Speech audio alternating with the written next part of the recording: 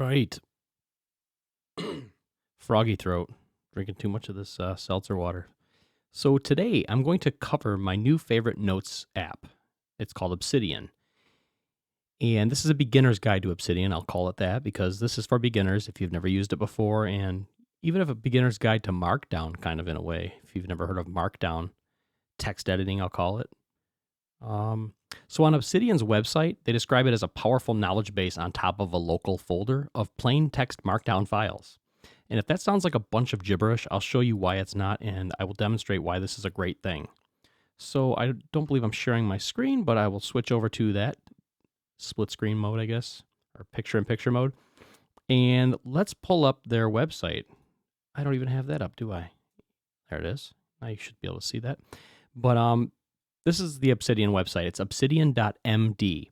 So if you would navigate to this site and you want to get the program, they have it for your platform. It's for Mac OS, Linux, Windows, even runs in different ways in Linux. There's really no way that you would be unable to run it. I guess maybe FreeBSD, but maybe you could compile it and run it yourself there. But you should be able to run this. And if you want to download it and run it, we can get started. So I downloaded it for Windows already. I took care of that. And the first time you open it, you're going to be presented with a little dialog box or just a mini window like this. And it will have three options. It will say something like, open folder as vault, create new vault, and open help vault. So open folder as a vault, we're going to choose the folder that we create, right? So I'm going to just create a dummy folder right here on my desktop. And you can do this in any directory you want. You could do it on, your documents folder, your Dropbox or OneDrive folder.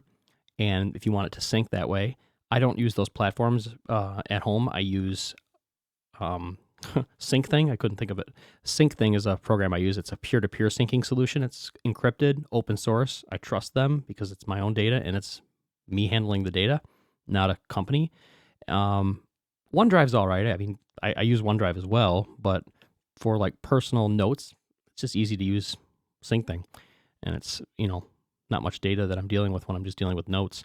So I'm going to right click here and just create a folder, and I'm going to name it training. Let's just name it that. You can name it whatever you want. This is just for demonstration purposes. And then when I click on open folder as vault, I can just click that folder. To me, that's the easiest way, and it's just to demonstrate that you're just working with files and folders of text. That's really all we're doing here.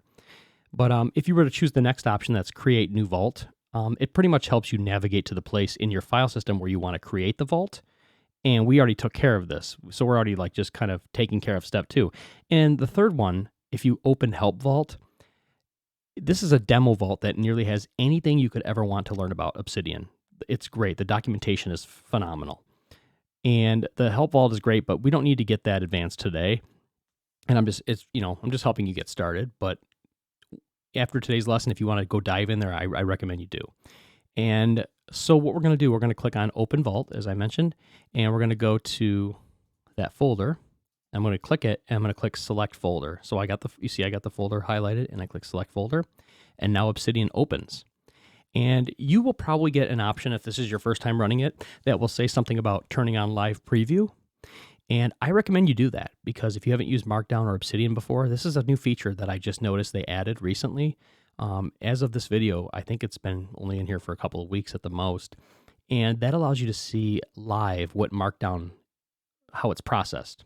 Like if you make something bold and you add the code to make it bold, it will show you as you're doing it. So you know what you're doing. It's kind of a great way to learn, I think.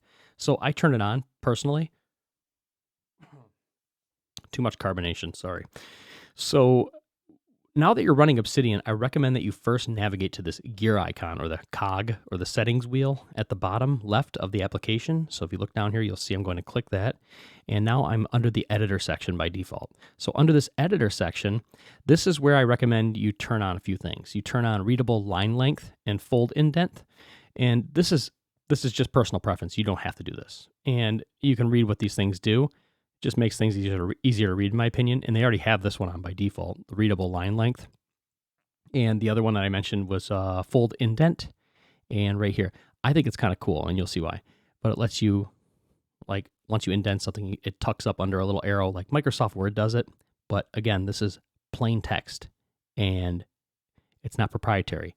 So it doesn't hurt to turn these things on and mess with them, I think, for future proof. Like when somebody comes and opens a document 100 years from now, oh, I think I need Microsoft Word. This program was created in, decades ago, or Open Office might open it.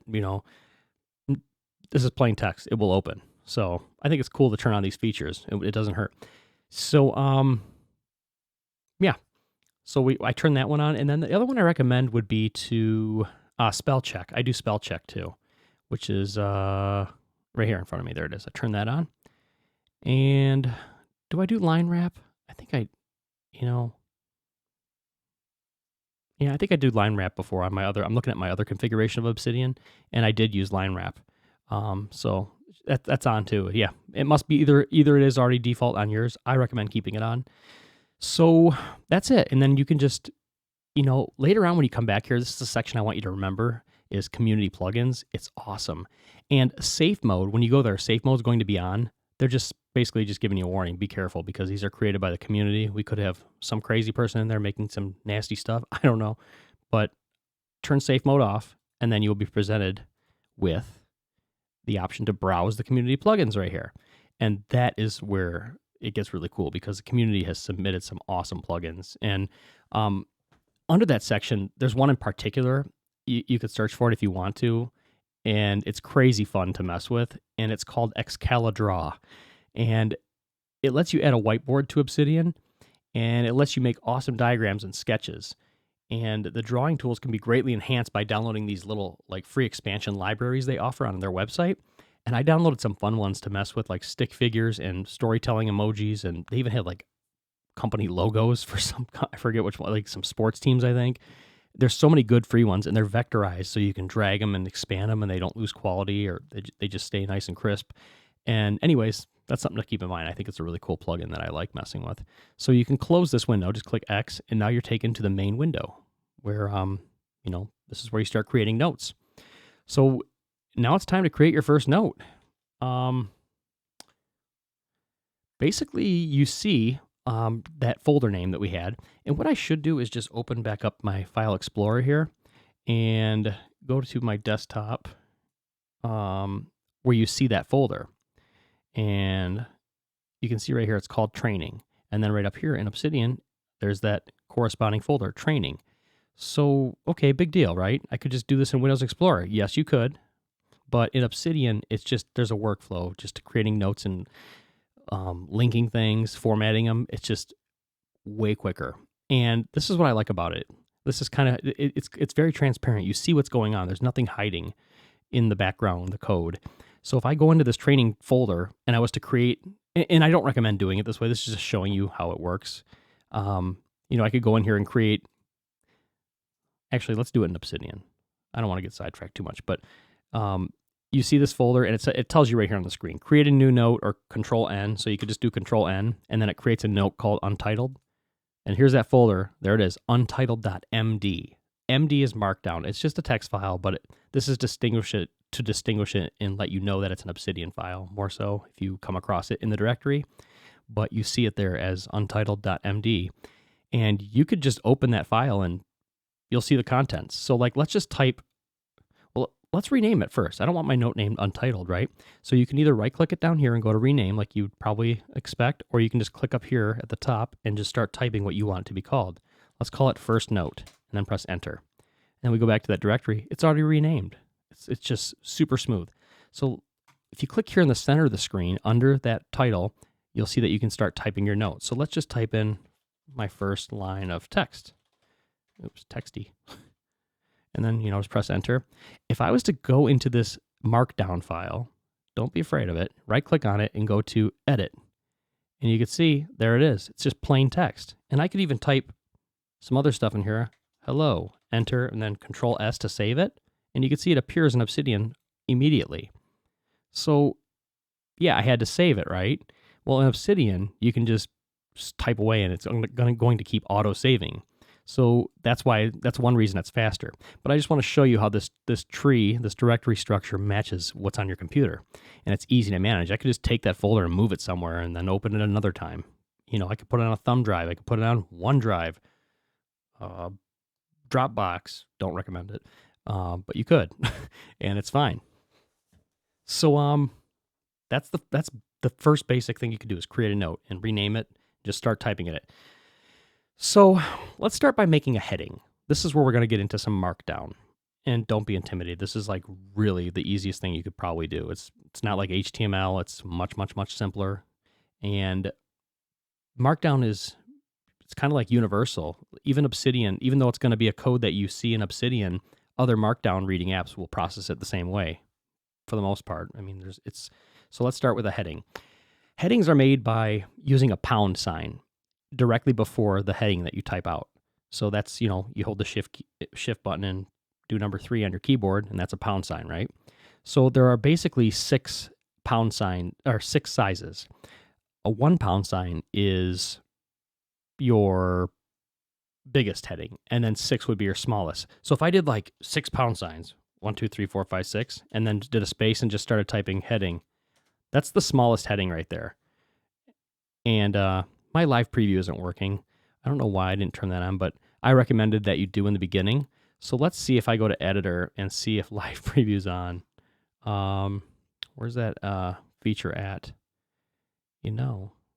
Should have had this going in the beginning because that was the main feature I just bragged about to you. And is it right in front of me? I don't know. Community plugins, core plugins. Let's see. Maybe it's here. Maybe it's a core plugin. Let's see. Oh boy, I really screwed this one up, didn't I? Anyways, live preview is just going to show you it as you're typing it, right? And basically, let's see, where is this at? How did that turn off? I don't know how it turned itself off. That's the freaky thing. But I must have done it myself somewhere. Or maybe I did a keyboard shortcut and did that. Let's go to Files and Links, Appearance. Let's get this going. I want to make sure this is right for this tutorial. Core plugins? No.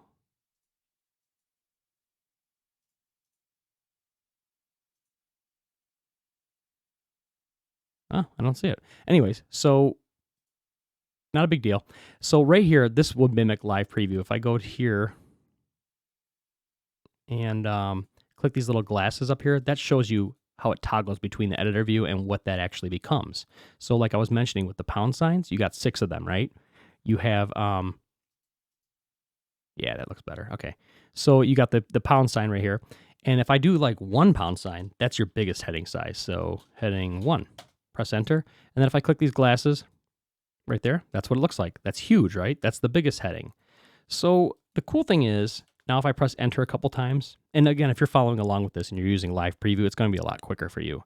So that's cool. I don't know why, I don't know where the toggle is. It's probably because it's a brand new feature, but it's really sweet. And, if I was to like create a new Obsidian note app, I have a feeling it would just start working again.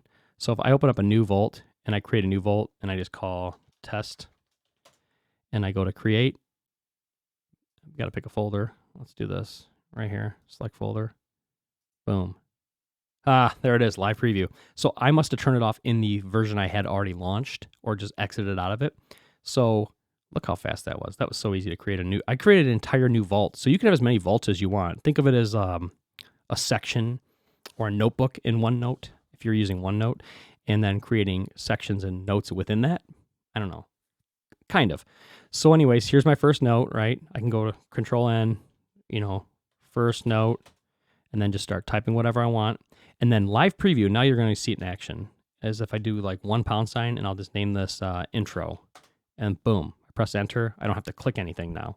So that's kind of cool. So let's just, let's make text bold. Let's do that. Let's, basically, if you just you can type the text if you want. If you're used to doing it this way in Microsoft Word, this is bold. You can highlight it and press Control B. But then it gives you the code that it would be in Markdown. So once you get more familiar with Markdown, you might just type it because it ends up being quicker than grabbing the mouse, highlighting something, and you can just do Control B, or you can just do,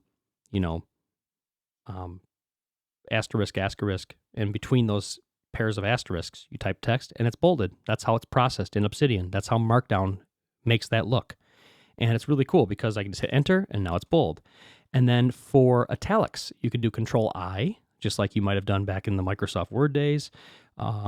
Or you can do just one asterisk. So if I did one asterisk and I type, this is italics or italicized, whatever, press enter, look at that. It's italics, right? And, or I could have done Control I, like I said, and this will unitalicize it or italicize it. So very, very simple. So there we have your headings. You already know how to make headings, and you know how to make bold and italicized text. Now, those are pretty important things just to get started, but we're going to keep it basic. The next thing we're going to do is we're going to try to indent the text under the heading to make it a list, or to make it collapsible, if you will. I like this feature a lot. So if I'm going to start typing something like, here is what I think about Obsidian. And then I press enter, and then I hit this dash, which is right to the right of your 0 key on your keyboard, dash, and then I do a space. It automatically gives me a bullet. But what if I go back here and I hit dash, and then I hit tab? Okay, cool. I can start typing something. So I'll do a space, and then this is text. Enter. And you know what I didn't do yet, though? I didn't go back to the options like I did in the beginning, and then there's fold indent, there's line wrap, and there's let's do, yeah, fold right here. So lets you fold part of an indentation such as list. This is the one I love. So I turn that on. We go back here. Look at that. Isn't that cool? So you could type a ton of stuff and then collapse it just to keep your notes clean. And then as you're reading through it, you can just uncollapse it to, not feel overwhelmed by what you're reading. It just gives you bite-sized chunks of what you want to digest at a time. So then let's just type a few other lines. And just like bulleted lists where you just hit enter, type the next one, it puts those in there for you as you progress. So this is text, this is more text. And see how it's just putting that, it's just very fast and fluid. So last line. And then enter, gets rid of it. So now I can collapse this. And you can see it even has like this little breadcrumb trail to show you that there's more to read. So if you don't notice this little arrow here, you can go over here and click this and it drops down. Very, very cool. And if you don't want to do the indentation or the collapsible list thing, you don't have to. If you want to do just like a numbered list, you can just do a 1 followed by a period, space, and then it automatically, as you will imagine, probably starts incrementing those numbers for you every time you hit enter to go to the next line. So let's do first line, enter. There's second line, oops, second line, and so on. So then enter, and there we go. It's very quick. And you can go back and change these. You could click on 2 and just change this to 3.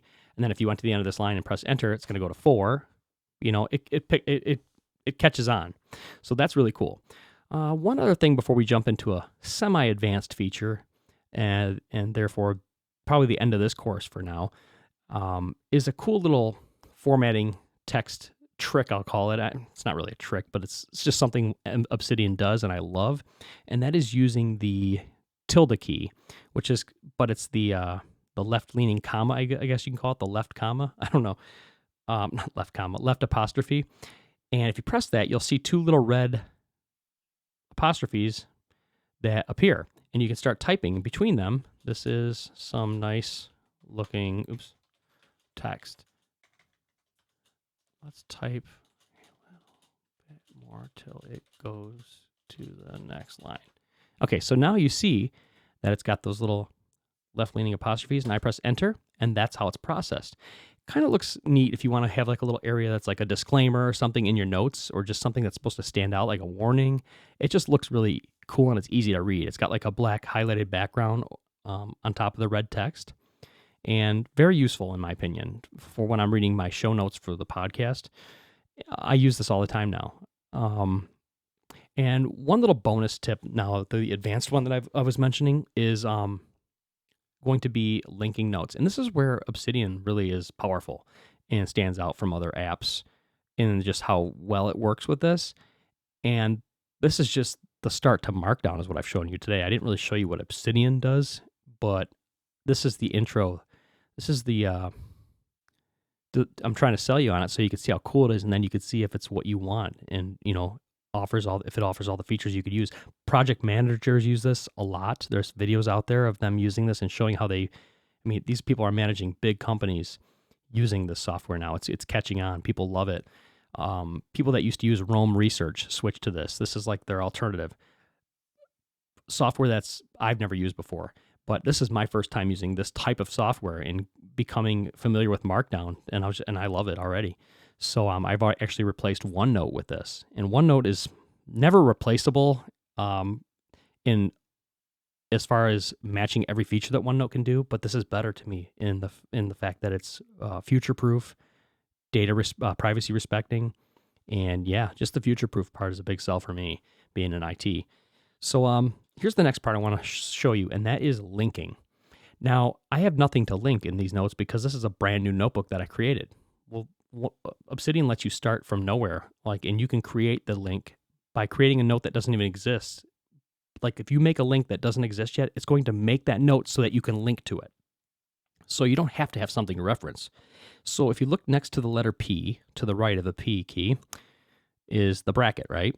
You hit that twice, the left bracket twice, and then you can see that it's trying to bring up a window here, and it's looking for a note to link or something that you can link to. You can link to paragraphs, and this is where I'm saying it can get really advanced. You can link to a specific paragraph within a note in your note here, and then jump to that, and then jump back. You can do this. But right now, we're just going to link to a note. So you do two left brackets, and type in the name of the note. Let's type in second note. And you can see here, it didn't find anything because it doesn't exist. So I'm going to just press enter, and then it went away. So I'm going to press enter one more time, and now you can see that it's a link. And what I do is I hold control, and I click on it. See how it says right here, second note is not created yet. Click to create. So the second I click on that while I'm holding control, you see that it created that new note. And that note is, I'm looking on my other screen, it's over there. The text file just appeared, and it's amazing. So now here's that second note, and I can just start typing in that new note. This is my new note. This is the first note that I've linked to. Okay, so then maybe I type a whole page of information. Again, it's auto-saving. I don't have to worry about losing stuff. Maybe it's even backing up to a platform, which I highly recommend, because if your computer gets zapped by lightning and this note's gone, it's gone. But if you're backing up to your, Dropbox or OneDrive, it's safe, right? So now we're done typing here, and maybe we want to link back to one of our, maybe we have 1,000 notes to go to. Just do two left brackets, and all of a sudden you're going to start seeing your options to link to. Now pretend you have thousands of notes. You can just start typing the name of the note that you're looking for, and you can link to it. So I'm going to go to my link to my first note. I'm going to use my arrow keys to go to it, press enter, and I've just linked to the first note. So if I press control, click on it, it takes me back to that first note. And then in that first note, there's that link to the second note. I could go back and forth. You can jump all around here and keep your data organized. And it gets even more powerful than that. Once you start building out a web of just links and notes, it can show you how everything relates to each other. And this is the real standout feature that sells people on this app, because I see a lot of YouTubers talking about it. Project managers just going crazy over this feature, and it's called Graph View.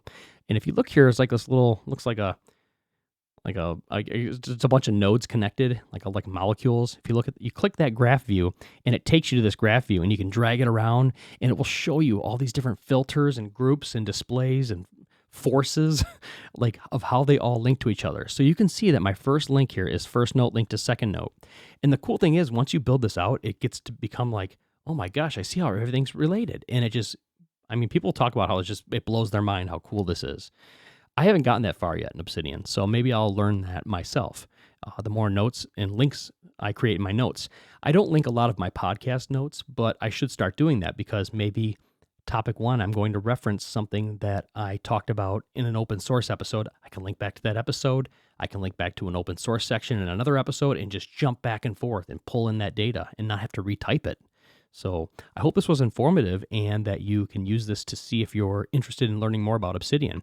And like I mentioned at the beginning of this, you can go to that help notes, that help vault, and open that up and learn so much more. All this stuff is in there. And I think I just wanted to cut to the chase and show you what I know to get you started. Thanks for watching. Bye.